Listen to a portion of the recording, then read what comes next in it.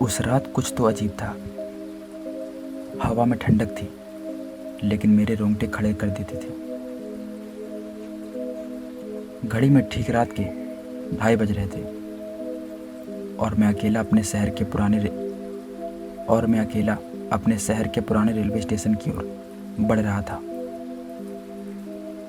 सड़कें सुनसान थी, जैसे शहर की धड़कन थम सी गई हो। स्टेशन तक पहुंचने में महज 15 मिनट लगते थे, पर वो 15 मिनट मेरे जीवन के सबसे भारी पल साबित हुए। हर कदम पर ऐसा लग रहा था जैसे कोई मेरा पीछा कर रहा हो।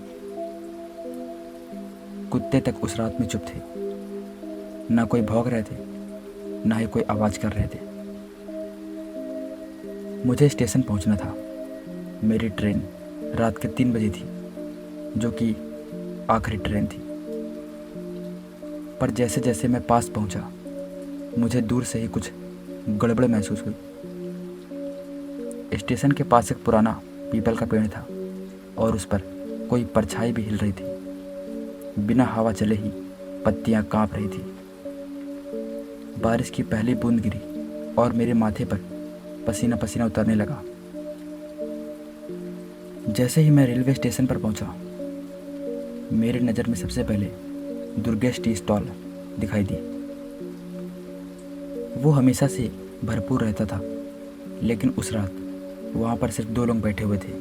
ना उनकी शक्ल दिख रही थी, ना कोई हाव भाव हलचल।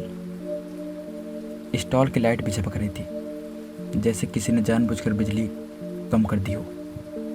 बारिश अब तेज हो रही थी और मेरी ट्रेन आने में बस 7 मिनट बाकी थे।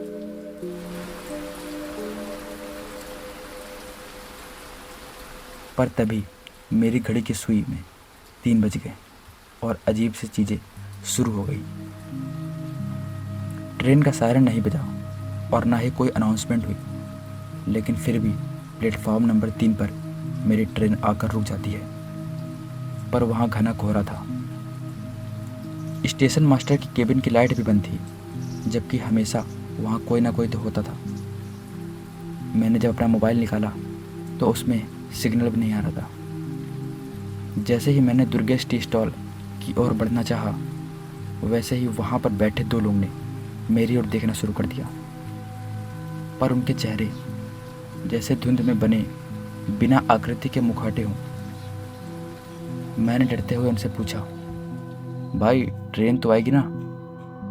कोई जवाब नहीं मिला, सिर्फ एक धीमी सी चाय की केतली की सीटी।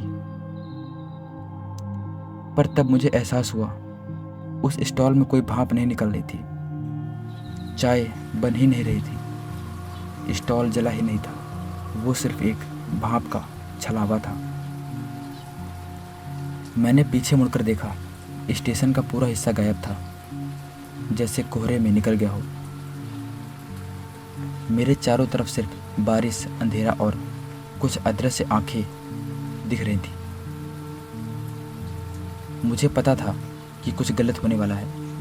मैंने खुद को संभाल कर बैठने की कोशिश की और थोड़ा आराम किया, पर बेंच पर बैठते ही कुछ ठंडा सा मेरे कंधे को छू गया और मैंने तुरंत उठकर देखा, लेकिन वहाँ कोई नहीं था।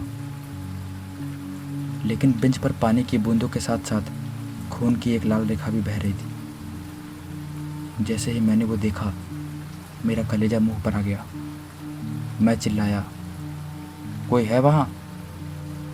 जबकि मुझे कोई जवाब नहीं मिला। सिर्फ एक ट्रेन की सीटी जो एकदम पुराने ज़माने की लग रही थी, जैसे 1950 की कोई भूतिया ट्रेन।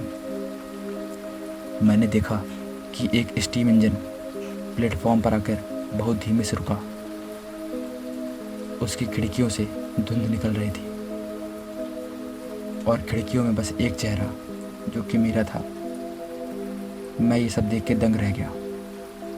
एक ही साथ मेरे इतने सारे चेहरे को देखकर मैंने विश्वास ही नहीं किया। स्टॉल की लाइट भी एकदम से बुझ गई थी।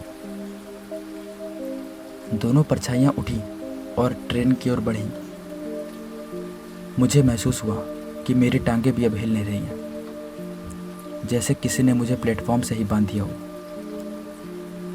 ट्रेन की एक खिड़की से मेरा हाथ निकला और उसने इशारा किया, आओ। मैंने जी जान लगा के खुद को खींचने की कोशिश की, लेकिन मेरा शरीर जकड़ गया था।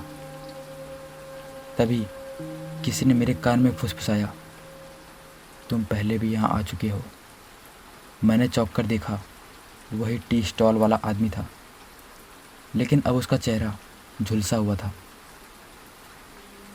तब वो बोलता है, याद है, यही 3 बजे वाली ट्रेन है, तुमने 7 साल पहले ली थी।